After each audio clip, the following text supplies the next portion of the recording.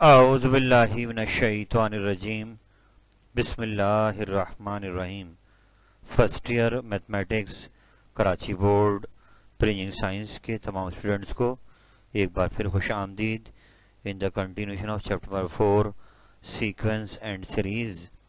आज मैं आपके सामने आपकी बुक की एक्सरसाइज नंबर है 4.5, जो कि न्यू बुक के अंदर आपको चैप्टर 4 लिया गया है सीक्वेंस और सीरीज़ का। और इसमें हम लोग इससे पहले एपी और एचपी को पढ़ चुके हैं और आज हम जीपी के हवाले से 4.5 का आगाज़ कर रहे हैं। याद रहे ज्योमेट्रिक प्रोग्रेशन क्या होती है। एक ऐसी सीक्वेंस जिसके अंदर हम किसी ख़ास नंबर को मल्टीप्लाई या डिवाइड कराकर एक सीक्वेंस बनाएं। यानी कि जीपी की पहचान ये है कि अगर इसकी किसी भी दो नंबर की जो कंसेक्युटिव नंबर हों उनकी रेशियो बनाएं तो आंसर क्या आएगा, सेम। जैसे अब यहाँ देखें सामने 2, 4, 8, 16, 32, ये भी जीपी है कि अब सेकंड टर्म 4 है, फर्स्ट टर्म 2 है, इनको डिवाइड करें आंसर 2 आ रहा है। थर्ड टर्म को डिवाइड करें सेकंड टर्म से आंसर फिर 2 आ रहा है। फोर्थ को थर्ड से करें आंसर फिर 2 आ रहा है। तो यूँ जीपी को चेक करें क्राइटेरिया ये है कि आप कंसेक्टिवली दो नंबर्स को डिवाइड कराएंगे, अगर वो रेशियो सब में सेम आ रही है तो वो सीक्वेंस जीपी कहलाएगा। तो आज हमने 4.5 में जीपी के क्वेश्चंस करने हैं। तो आइए अपने आज के सिलसिले का आगाज़ करते हैं।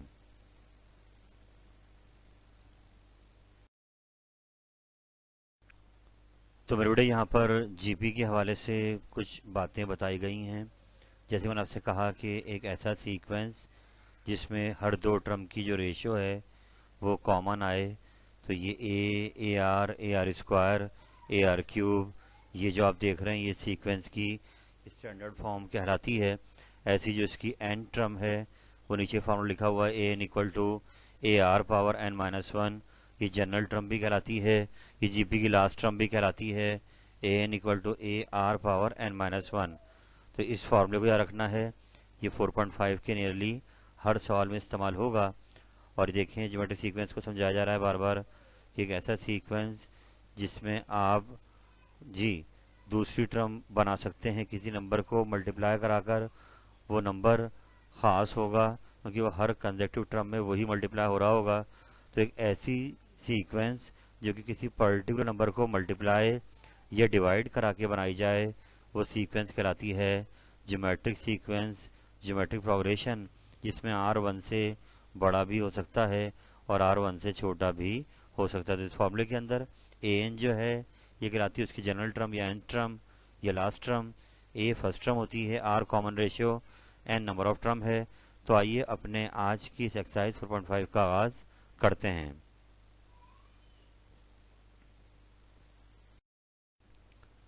तो बड़ा आगाज़ करने जा रहे हैं एक्सरसाइज नंबर 4.5 का। और यहाँ पहला क्वेश्चन आपके सामने आ रहा है कि इसने हमें एक जीपी के बारे में इंफॉर्मेशन दी हुई है और उसकी फर्स्ट टर्म दी हुई है, सेकंड टर्म दी हुई है, थर्ड टर्म।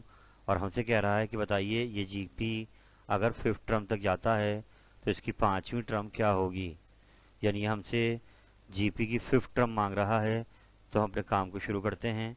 सबसे पहले आप देखिए फर्स्ट टर्म क्या होती है, ए आपको दिया हुआ 3। फिर ऐसे ही आपको चाहिए रेशियो। रेशियो कैसे निकलेगी, second term divide by first term. आगे हर सवाल में रेशियो ऐसे निकलनी है कि सेकंड टर्म को डिवाइड करेंगे फर्स्ट टर्म से या थर्ड टर्म डिवाइड करेंगे सेकंड टर्म से, ये रेशियो क्या आनी चाहिए, सेम। तो अभी यहाँ पर सेकंड को डिवाइड करें 3 से तो आपका आंसर क्या आ रहा है 2। तो इसकी रेशियो क्या हो गई 2। ये हमसे मांग रहा है इसकी फिफ्थ टर्म, तो एन फिफ्थ टर्म में क्या हो जाएगा 5। यानी कह रहा है कि पांचवी जगह पर जो टर्म आएगी वो क्या होगी। तो लगा दिया हमने ये जनरल फार्मूला, एन टर्म का फार्मूला जीपी के लिए a n equal to A R power n minus one. ये फार्मूला अपने याद रखना है। इसमें जाके वैल्यूज को पुट कर दें, ए जहाँ पे आ रहा है 3 रख दें, आर को रख दें 2, पावर में क्या आ गया 5, 5 माइनस वन क्या रह गया 4, 2 पावर 4 क्या होगा 16, 16 3 ज़ा 48। तो पता लगा कि इसकी जो फिफ्थ टर्म होगी वो क्या आएगी 48। आप इसके बाकी पार्ट्स को चेक कीजिएगा। मैं एक पार्ट आपके सामने और कर देता हूँ क्वेश्चन 1 का, जिसमें पार्ट नंबर 4 लिया है हमने। और यहाँ आयोटा नज़र आ रहा है आपको, iota comma 1 comma minus iota. और ये कह रहा है कि जीपी की बताएं 16 टर्म क्या होगी अगर ये जीपी 16 टर्म में जाता है। तो तो इसके लिए हमने ए उठाया, ए आपका हो गया आयोटा। फिर आपने रेशियो बनाई, रेशियो क्या हो गई, second term upon first term 1/आयोटा। जैसा आपने कॉम्प्लेक्स नंबर चैप्टर पढ़ा है कि हमने वहाँ कोशिश करी है कि आयोटा डिवाइड में ना रहे, तो यहाँ पे आयोटा किस में आ गया, डिवाइड में, तो इसको मल्टीप्लाई डिवाइड कराएंगे आयोटा से, ताकि ये नीचे से ही आयोटा ख़त्म हो जाए। तो आयोटा बनता iota, iota into iota, iota square, यानी कि प्रॉल ऊपर से हो गया मल्टीप्लाई, नीचे और नीचे से हो गया। और अब आयोटा स्क्वायर क्या होता है, -1, तो आयोटा अपॉन -1 क्या आंसर आ गया, माइनस आयोटा। जो रेशो आ रही है वो क्या आ रही है, माइनस आयोटा आ रही है इस सवाल में। याद रहे आप यहाँ पर माइनस आयोटा से भी मल्टीप्लाई डिवाइड करा सकते थे, तब भी आपका आर आखिर में यही बनेगा। तो अब ए आ गया, आर आ गया। अब ये ए 16 मांग रहा है, इनकी एन क्या हो गया 16, लगा देंगे वही formula, n equal to A R power n -1। A आपको दिया हुआ है आयोटा, आर भी आपका आया है माइनस आयोटा, और एन है 16 - 1। तो अब ये आयोटा ऐसे ही आया, माइनस आयोटा पावर 15 आ गई। अब माइनस आयोटा पावर 15 क्या है, ऑड है, तो ये माइनस एन ख़त्म नहीं होगा, माइनस एन कहाँ जाएगा, बाहर। तो iota into iota 15, minus n कहाँ गया, बाहर, माइनस एन लिखा रहेगा। अब आयोटा और आयोटा 15, आयोटा क्या हो जाएगा 16। और जैसे कि आपको पता है कि आयोटा 16 को हम ब्रेक कर सकते हैं, स्क्वायर अंदर कर दिया, 8 पावर ऊपर लगा दी, 8 टू 16 हो जाएगा। तो अब बाहर माइनस साइन चल रही है, आयोटा स्क्वायर खुद भी क्या होता है -1, -1 पे आ गई इवन पावर 8, तो अंदर की माइनस से प्लस हो गई, लेकिन बाहर की माइनस ख़त्म नहीं हुई, और 1 की पावर 8 क्या आएगा, 1 ही आएगा। तो इट मीन -1 आपकी 16 टर्म का आंसर है, कि अगर ये जीपी 16 टर्म से जाता है तो 16 टर्म क्या होगी, -1। आप इसको दोहराइए, हम चलते हैं आगे।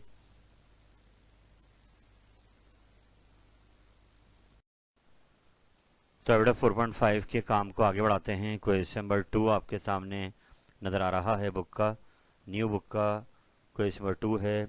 यहाँ पर आपको एक जीपी के बारे में इंफॉर्मेशन गिवन है कि उसकी फर्स्ट टर्म दे दी गई है 5/9, और उसकी सिक्स टर्म दे दी गई है 15,625/9। इन दो टर्म को यूज़ कर ये हमसे मांग रहा है जीपी की जनरल टर्म, एंड टर्म या लास्ट टर्म। तो जैसे फॉर्मूला देखा था आपने एंड टर्म का, ए आर पावर एन -1, तो इसमें आपको ए चाहिए और आर चाहिए।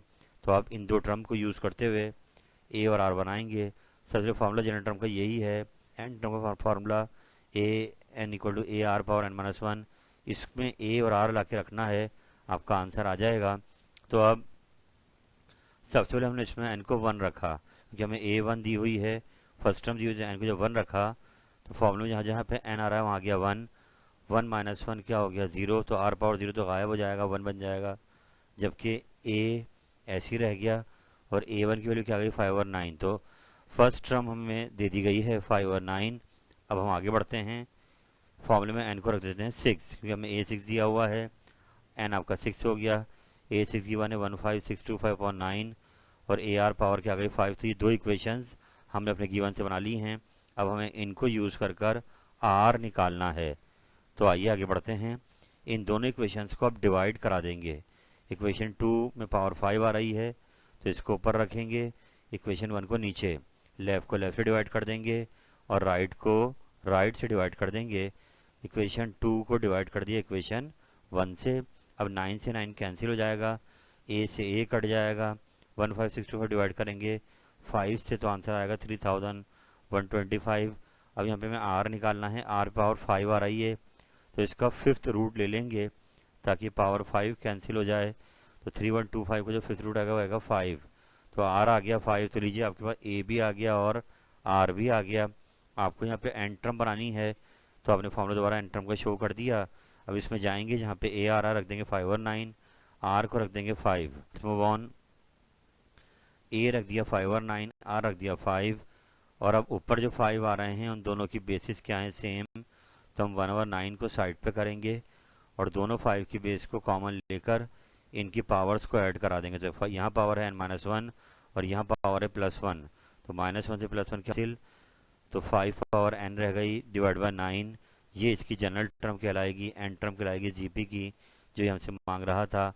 आप इसको बार बार दोहराइए, हम चलते हैं आगे।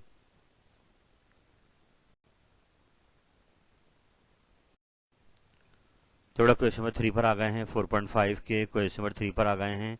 तकरीबन ये क्वेश्चन 2 जैसा है, यहाँ पर भी आपसे जीपी की एन टर्म मांग रहा है और आपको ए निकालना पड़ेगा, आर निकालना पड़ेगा। तो उसको निकालने के लिए आपको यहाँ पे दो इन्फॉर्मेशन दी हुई हैं। यहाँ इन्होंने सेकंड टर्म दे दी है जीपी की 4/9 है, और रेशियो दे दी है फिफ्थ और थर्ड टर्म की, वो 4/9 आ रही है, यानी कि सेकंड टर्म 4/9 है और फिफ्थ और थर्ड टर्म की रेशियो भी 4/9 है। इस इन्फॉर्मेशन को यूज़ कर कर हमें ए और आर निकालना होगा। बाद में उसको एन टर्म वाले फॉर्मूले में रखेंगे और जनरल टर्म बनाएंगे। तो आइए यहाँ पर स्टार्ट करेंगे इसी फॉर्मूले से, a equal to A R power n-1। ये जीपी का जनरल फार्मूला है एन टर्म का। अब इसमें पहले आप रख देंगे एन को 2, क्योंकि हमें A2 दिया हुआ है। जहाँ जब एन आ रहा है आपने 2 रख दिया, और A2 की 4/9, 2 - 1 1 रह गया, तो A इंटू आर क्या आ गया 4/9। ऐसी ही आपको थर्ड टर्म की बात हो रही है, तो एन रख देंगे 3, 3 - 1 क्या हो गया स्क्वायर, तो A3 हो गया AR स्क्वायर। A3 हमें दिया हुआ नहीं है, इसलिए इक्वेशन 2 बना देकर ऐसे छोड़ दिया। ऐसे हमें दिया हुआ है A5, यानी रेशियो बनाते हो A5 की नीड होगी, तो हमने एन को रख दिया 5। A5 क्या हो गया AR पावर 4। अब करना क्या है, सबसे पहले हमें, क्योंकि यहाँ पर रेशियो दी हुई है फिफ्थ टर्म और थर्ड टर्म की, तो इक्वेशन 3 को ऊपर रखना है, इक्वेशन 2 को नीचे, लेफ्ट को लेफ्ट से डिवाइड करना है, राइट को राइट से। तो A5 ऊपर आ गया, A3 नीचे, और यहाँ पर A से A कट जाएगा, आर स्क्वायर से R4, आर स्क्वायर रह जाएगा।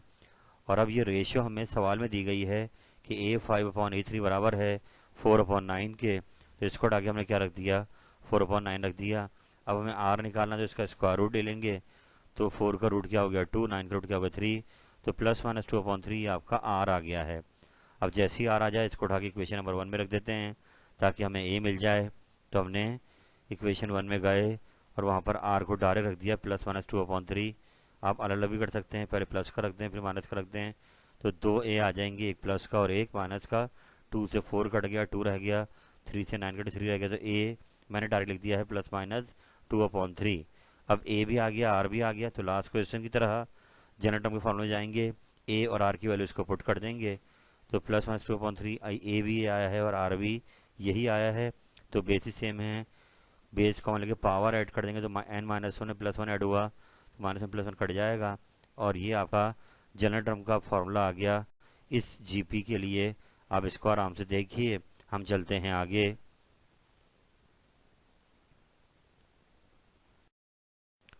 थोड़ा 4.5 को आगे बढ़ाते हैं। नंबर 4 क्वेश्चन बुक का दिया हुआ है और बड़ा आसान सा क्वेश्चन है कि आपको यहाँ पर एक जीपी दी गई है A1, A1R², A1R⁴ and so on. आपसे कह रहे हैं कि ये जीपी है, यानी इस वक्त ये जीपी है। आप क्या करें, इस जीपी की हर टर्म को करें रेसिप्रोकल, यानी इनको 1 से डिवाइड कराएं, और फिर आखिर में ये प्रूफ करें कि जो नई टर्म बनेंगी रेसिप्रोकल होने के बाद वो भी एक जीपी फॉर्म करेंगी। आई होप आप सवाल समझ गए होंगे कि ये तो जीपी है जो आपको दी हुई है, आपने इन पूरी सीक्वेंस का रेसिप्रोकल करके एक नया सीक्वेंस तैयार करना है, और आखिर में ये प्रूफ करना है कि वो नया सीक्वेंस भी जीपी में होगा। आपने रेसिप्रोकल कर दिया, उसके बावजूद वो जो टर्म्स की रेशियो आएंगी वो सबकी क्या आएंगी, सेम आएंगी। तो सवाल समझ में आ गया है आपके, तो आइए अपने काम का आगाज़ करते हैं। सब जो गिवन जीपी हो तो आपको दी हुई है A1, A1R², A1R⁴ and so on. हम क्या करेंगे, इसका रेसिप्रोकल कर देंगे। पूरी जीपी की हर टर्म का रेसिप्रोकल जब किया तो 1 हो गया, हर टर्म 1 से क्या हो गई, डिवाइड हो गई। आई होप ये बात समझ में आ गई होगी। अब हमें ये प्रूफ करना है कि रेसिप्रोकल होने के बाद जो ये नया सीक्वेंस बना है ये भी जीपी में है। तो इसके लिए हमें जीपी का क्राइटेरिया चेक करना होगा कि हम इनकी रेशियो चेक करेंगे। सेकंड टर्म को फर्स्ट से डिवाइड कराएंगे, रेशियो आ जाएगी, फिर थर्ड को सेकंड से कराएंगे, रेशियो आ जाएगी। अगर वो रेशियो सेम आ जाती है तो ये जो रेसिप्रोकल होकर आया है सीक्वेंस ये भी जीपी में होगा। तो आइए इसके लिए हम पहले इस जीपी की सेकंड टर्म को डिवाइड मारते हैं फर्स्ट टर्म से और रेशियो बनाते हैं। तो A2/A1 चेक करते हैं। सेकंड टर्म क्या है 1/A1R², तो ये ऊपर आ गई, divide by first term 1/A1, और अब ये ऊपर जाकर रेसिप्रोकल हो जाएगा, A1 से A1 कैंसिल, और 1/R² ये आपकी पहली दो टर्म की रेशियो का आंसर आ गया है। अब आपने थर्ड टर्म को डिवाइड कराना है सेकंड टर्म से और इनकी भी रेशियो निकालनी है। थर्ड टर्म आप देख सकते हैं 1/A1R⁴ है, ऊपर आ गई और सेकंड टर्म आपकी नीचे आ गई। अब ये ऊपर जाके क्या हो जाएगा, रेसिप्रोकल A1 R² ऊपर चला गया, बाद में A1 से A1 कैंसिल, R² से R⁴ कैंसिल, और इनकी भी रेशियो क्या आ रही है, 1/R²। तो आप देख सकते हैं कि सेकंड टर्म को डिवाइड करा फर्स्ट से, उसकी रेशियो ये आ रही है, थर्ड को डिवाइड सेकंड से, उसकी रेशियो ये आ रही है। तो हम कह सकते हैं कि अब ये जो रेसिप्रोकल अगर सीक्वेंस आया है ये खुद भी जीपी में है, बिकॉज इनकी रेशियो क्या आ रही हैं, कॉमन। तो यहाँ सवाल कंप्लीट हो गया है, इसको दोहराइए, हम चलते हैं आगे।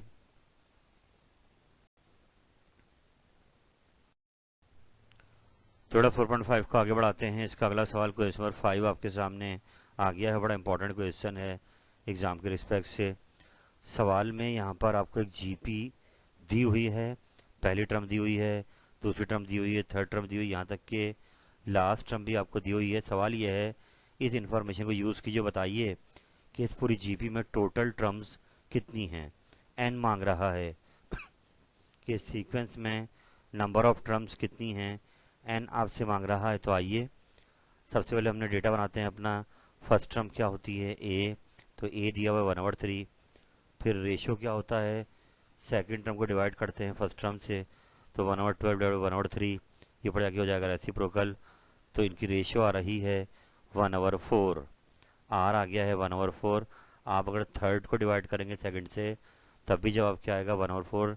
तो रेशियो आपने उठा ली यहाँ से 1/4, ए दे दिया, आर दे दिया। अब हमें लास्ट टर्म भी दी हुई है, लास्ट टर्म को ए एन कहते हैं, 1/196608। और हमसे क्या मांग रहा है कि इसकी पोजीशन क्या है, ये टर्म किस नंबर पे आ रही है, और वही इस टर्म की तादाद भी हो जाएंगी, इस पूरे सीक्वेंस में जो टर्म्स की तादाद हो जाएगी अगर ये लास्ट टर्म होती है। तो हमसे एन मांग रहा है कितनी नंबर ऑफ टर्म इस जीपी में हैं। लगा देंगे फिर वही फार्मूला, AN=AR⁻n−1, और इस वैल्यूज को पुट कर देंगे। जहाँ पे AN आ रहा है वहाँ पे रख दिया 1/196608, जहाँ A आ रहा है रख दिया 1/3, R को रख दिया 1/4, एन हमें निकालना है। ये 3 यहाँ डिवाइड हो रहा था मल्टीप्लाई, तो 3 से इसको मल्टीप्लाई कराया तो ये ऊपर आ गया और बाद में कट जाएगा, तो 1/65536, ये 3 से कर दिया है हमने कैंसिल। राइट साइड पे 1/4 पावर n-1 ऐसी आ गई। इसके बाद अब आप देखिए पावर में n आ रहा है और हमें n का आंसर चाहिए, तो हम बेसिस सेम करेंगे। यहाँ डिवाइड में 4 आ रहा है, तो हम यहाँ भी चेक करेंगे कि 4 की कौन सी पावर लेने पर आंसर 65536 आता है। तो वो 4 की पावर 8 है, यानी आप कैलकुलेटर चेक कर लीजिएगा, 1 की तो कोई पावर ले आंसर 1 ही आएगा, 4 पावर 8 जब खोलेंगे तो आंसर आएगा 65,536। जो नंबर पर लिखा तो इसको हमने लिख दिया 1/4 की पावर 8। तो इसका फ़ायदा क्या हुआ कि दोनों बेसिस क्या हो गए सेम, हम पावर को इक्वल कर कर एन का आंसर निकाल लेंगे। तो एन का आंसर क्या आ गया है, 9। आप इसको बार बार दोहराएं, बहुत ही अहम सवाल है। हम चलते हैं आगे।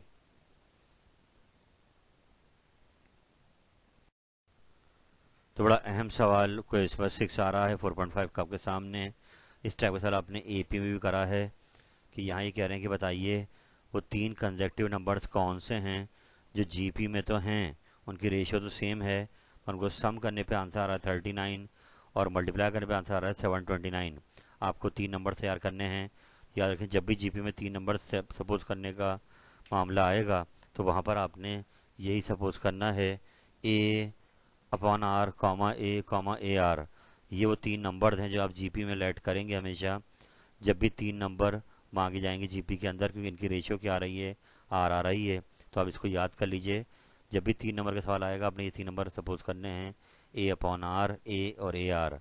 अब यहाँ हमें दिया हुआ है इनका सम 39, तो इस चीज़ को चलाते हैं आगे कि हमें कंडीशन लगा दी, इन तीनों का सम दिया हुआ है 39, तीनों को हमने ऐड कर दिया, ए सब में क्या आ रहा है, कॉमन, तो 1/R+1+R 39 ऐसे ही आ गया। उसके बाद ये इक्वेशन 1 दे के छोड़ देंगे।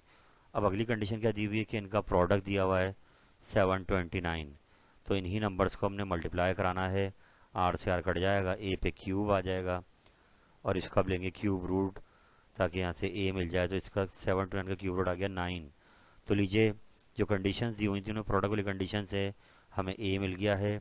अब अभी हमारा आर बाकी है, लेकिन वो नंबर जब तक नहीं आएंगे तो ए और आर आपके पास ना हो।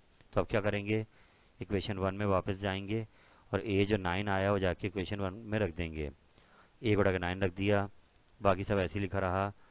फिर 9 नीचे आके डिवाइड हो गया, उल्टे हाथ पे एलसीएम ले लिया, आर हमारा एलसीएम आ गया, वन ऐसे ही आया, आर वन ज़ा R, R into R, R square, जबकि ये थ्री से कट जाएगा, थ्री थर्टीन ज़ा 39, थ्री से ज़ा 9, और अब कर देंगे क्रॉस मल्टीप्लाई, थ्री आगे तीनों से हो गया multiply, three plus three R square, 13 आगे आर से हो गया।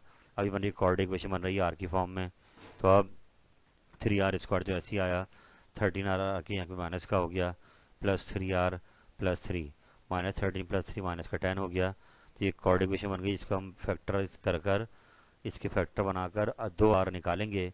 चलते हैं नेक्स्ट पेज पर।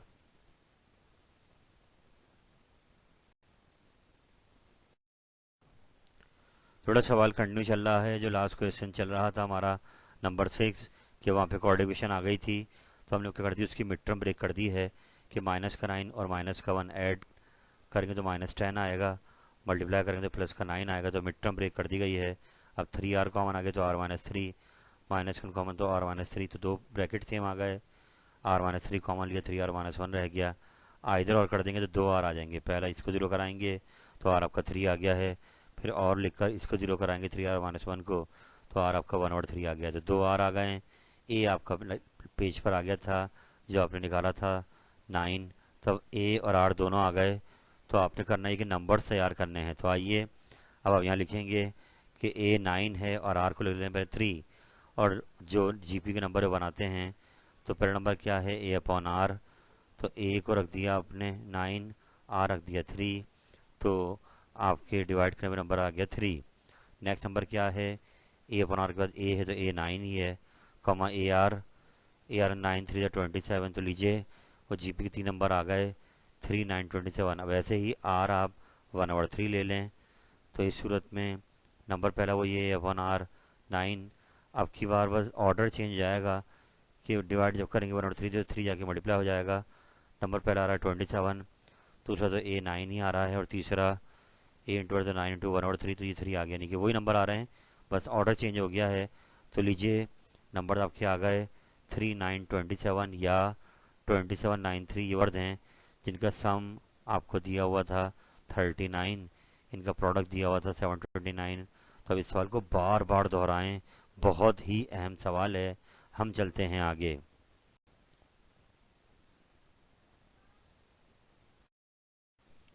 बेटा एक्सरसाइज को आगे बढ़ाते हैं, 4.5 को नंबर 7 क्वेश्चन आ गया है कि यहाँ पर जैसे लेबॉर्ट्री में आप ब्लड टेस्ट करवाते हैं, तो आप ब्लड का सैंपल देते हैं तो उससे कल्चर रिपोर्ट बनती है। तो यहाँ पर बताया जा रहा है कि जब आपने सैंपल शुरू में जमा कराया तो उसमें जो नंबर ऑफ बैक्टीरियाज थे वो कम थे, क्योंकि फ्रेश था सैंपल आपका, तो उसमें थे देखिए आप, यूनिट 10 100,000 10,000 लैख, 5,15,000 बैक्टीरियाज थे जब सैंपल आपने स्टार्ट में जमा कराया।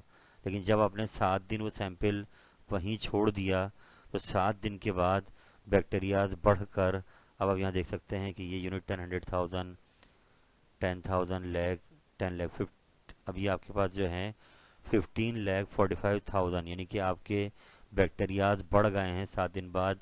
तो ये एक रेशो से बढ़ रहे हैं, तो ये वो रेट हमें इस सवाल में अब मांग रहा है, यानी कि वो रेट क्या है जिससे हर रोज़ बैक्टीरियाज में इजाफा हुआ। तो आइए अब की बार ये आपसे आर मांग रहा है, तो आप पहले बैक्टीरिया की जीपी बनाएंगे। फर्स्ट टर्म दे दी गई है हमें 5,15,000, सेकेंड टर्म पता नहीं है, A2 कह दिया, थर्ड टर्म को A3 कह दिया। हमें जो जीवी है वो उसने 7 दिन के बाद जब बैक्टीरियाज रह गए उनकी क्वांटिटी दी हुई, तो ये हमारी एक्चुअली ये 8वीं टर्म है। अगर आप गौर करें, भाई जब आपने सैंपल जमा कराया तो वो तो एक दिन यानी 0 डे था आपका, उससे जब एक दिन पूरा हुआ तो बैक्टीरियाज बढ़ गए। तो 7 दिन में जो अब हमें टर्म दी हुई है एक्चुअली वो है जो 8वीं टर्म है। तो अब आगे बढ़ते हैं, एन आपका 8 है, यहाँ पर ए फर्स्ट टर्म है, फर्स्ट टर्म उठा ली गई, और ये हमें लास्ट टर्म भी दी हुई है, और हमसे मांग रहा है आर, के इस सवाल में आर आपसे मांग रहा है। लगा देंगे वाला formula, n equal to A R power n minus one, A n रख देंगे 15,45,000, ए रख देंगे 5,15,000, आर पावर 8 - 1, फिर ये नीचे आके डिवाइड हो जाएगा और वहाँ पे 7 रह जाएगा, और ये डिवाइड होकर 3 आएगा। हमें आर निकालना है तो इसका 7th रूट ले लेंगे, तो 3 की पावर 1/7 आंसर आएगा 1.17। ये वो रेट है जिससे रोज़ाना की बुनियाद पर बैक्टीरिया की क्वांटिटी आपकी बढ़ेगी, और यही आपका जवाब है। आप इसको बार बार दोहराएं। हम चलते हैं आगे।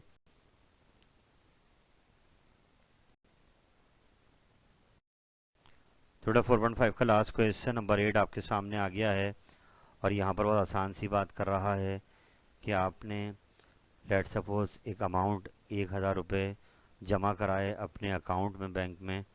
सवाल ये है कि अगर उस पर वो सेविंग अकाउंट था तो 5 साल के बाद अब वो कितना प्रॉफिट देगा, वो 1,000 रुपये आपके कितना प्रॉफिट देंगे अगर हम उस पर 4% पर एन्यूम कंपाउंड प्रॉफिट के हिसाब से प्रॉफिट चेक करें। यानी कि सिचुएशन ये कि आपने 1,000 रुपये जमा कराए और अब हर साल के एंड पर जाकर उसमें 4% का क्या हो रहा है, इंक्रीज हो रहा है। तो अब 5 साल बाद जो टर्म बनेगी, पहले में वो टर्म बनानी होगी, वो कहलाएगा कंपाउंड अमाउंट, और फिर उसमें से अपने ये 1,000 रुपये माइनस करने होंगे, तो हमें मिल जाएगा कंपाउंड प्रॉफिट। तो पढ़ते हैं आगे। सबसे पहले यहाँ पर अमाउंट की जीपी बनेगी। 1,000 रुपये हमने जमा कराए तो ये होगी first term, second term A2, third term A3, और हमें 5 साल के बाद जो कंपाउंड अमाउंट निकालना होगा वो टर्म 6 होगी।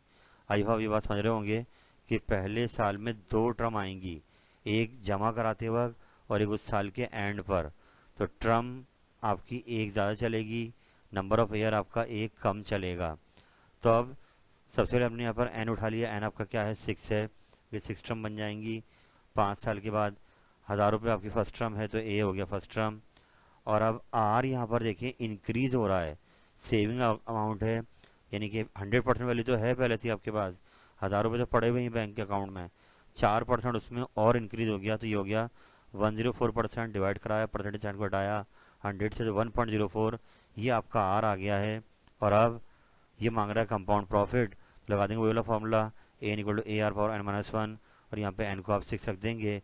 ए 1000 है, आर 1.04 है, पावर में भी एन में 6 आ गया, 6 माइनस 5 बचा, 1.04 की पावर 5 खोली, 1.216 मल्टीप्लाई करा 1000 से तो ये आ गया 1216.65। यानी कि 5 साल के अख्ताम पर जो 1,000 रुपये आपने जमा कराए थे वो अब इतने हो गए हैं 1,216 रुपये और 65 पैसा। तो अब ये आपसे कह रहा है बताओ प्रॉफिट कितना लगा। तो अब क्या करेंगे, आप एक्चुअल जो अमाउंट था 1,000 रुपये वो इसमें से माइनस करा देंगे, तो 216.65 रुपीज़ ये आपको 5 साल में प्रॉफिट मिलेगा उस 1,000 के ऊपर जब 5 साल कंप्लीट हो जाएंगे। तो आई होप आपको ये पॉइंट याद रहेगा कि पहले साल में टर्म्स आ रही हैं, तो पहला साल की पहली वैल्यू 0 ईयर कहलाएगा। जब दिसंबर जब उसका एंड होगा तो पहली बार प्रॉफिट लगेगा उसके ऊपर। तो यूँ पहले ईयर में 2 टर्म हैं, उसके बाद हर ईयर में एक एक टर्म बढ़ेगी, तो इसलिए 5 साल के एंड पर 6 टर्म हमें पहले निकालनी होगी। वो हमारा अमाउंट बनेगा कंपाउंड, माइनस कराएंगे प्रिंसिपल अमाउंट को। मिड आप इसको बार बार दोहराइए।